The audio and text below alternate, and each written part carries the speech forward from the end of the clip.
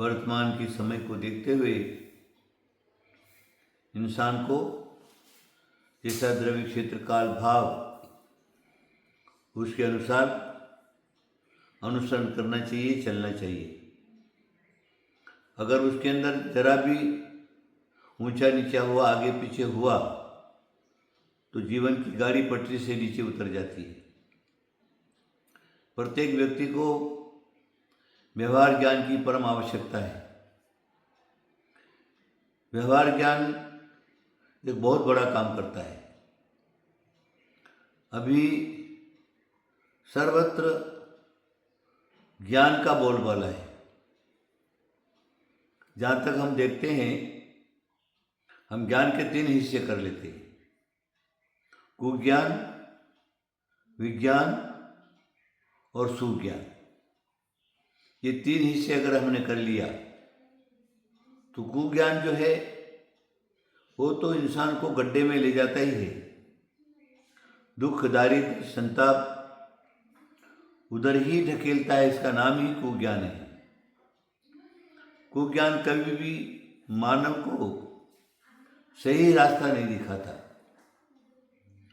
अब कुज्ञान हमें अपने जीवन में कभी भी नहीं अपनाना चाहिए। अब देखते हैं कुज्ञान का बोलबाला जोर है। सर्वत्र हिंसाचार है, आतंकवाद है, एक दूसरे को मारना है, कत्ल है, मर्डर है।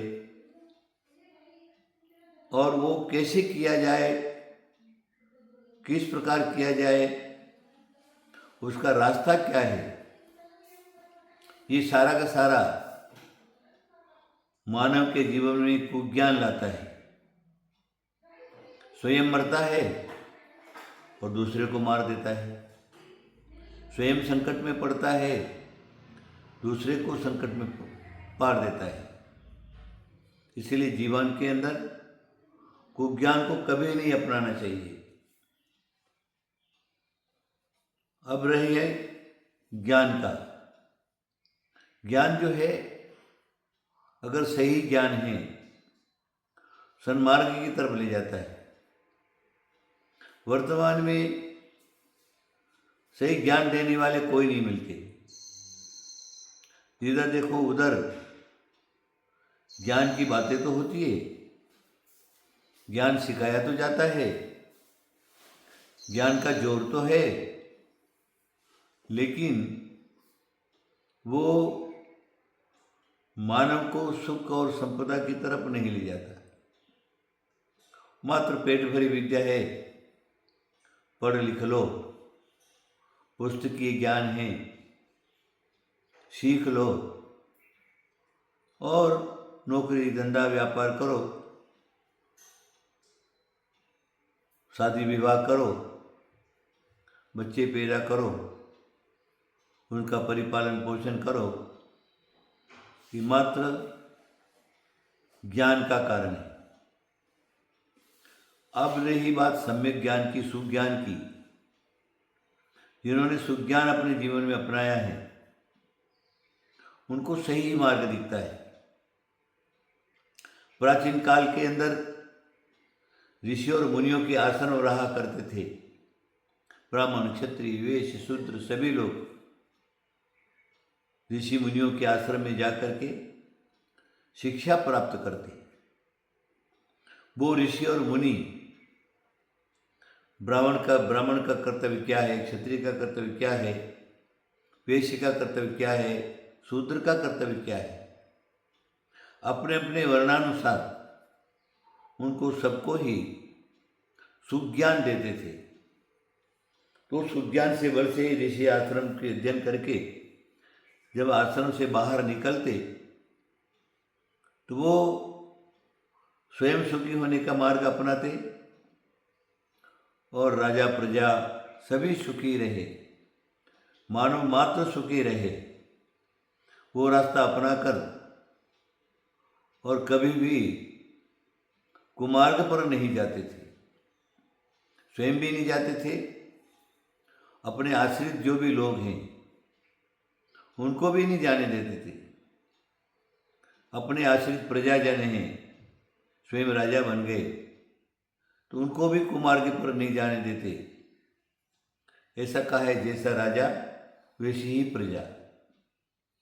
तो जैसा राजा होगा वैसी प्रजा होगी। अगर राजा सदाचरणी होगा तो प्रजा भी उसकी सदाचरणी बनेगी। इसलिए हम क्या करें, कुज्ञान को तो छोड़ देवें, ज्ञान और सुज्ञान को अपने जीवन में अपनावें। आपका जीवन सुखी बन जाएगा, सुंदर बन जाएगा, महत्वशाली बन जाएगा, सुखकर बन जाएगा। और आपके आश्रित जो भी रहेंगे वो भी सुख और शांति को पाएंगे। जीवन की नैया हमें अंतिम तक खींच के ले जाना है, तो जीवन की नैया के हिसाब से हम उसको ज्ञान और सुज्ञान को साथ में रख करके अपने जीवन की नैया को ले जाएं। सुख और शांति का मात्र एक ही उपाय है। सुख और शांति अच्छे कर्मों से होती है, बुरे कर्मों से नहीं। इसलिए बुरा रास्ता छोड़कर सही रास्ता अपनावें, अपने जीवन को कल्याण के मार्ग पर लगावें।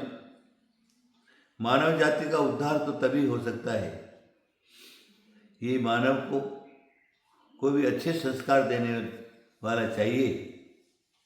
देखा है भारत के अंदर साधु संत तो बहुत है और जगह जगह प्रवचन भी बहुत हैं, तो भी मानव के जीवन में सुख और शांति नहीं आ रही है। मानव को अपना सुख शांति पाने के लिए जो हम ज्ञान प्राप्त करते हैं, प्रवचन सुनते हैं, भाषण सुनते हैं, उसको अपने जीवन में अपनावें, उस मार्ग को अपने जीवन में अपनावें। सुख शांति का मात्र एक ही उपाय है। मेरा आशीर्वाद आशीर्वाद आशीर्वाद।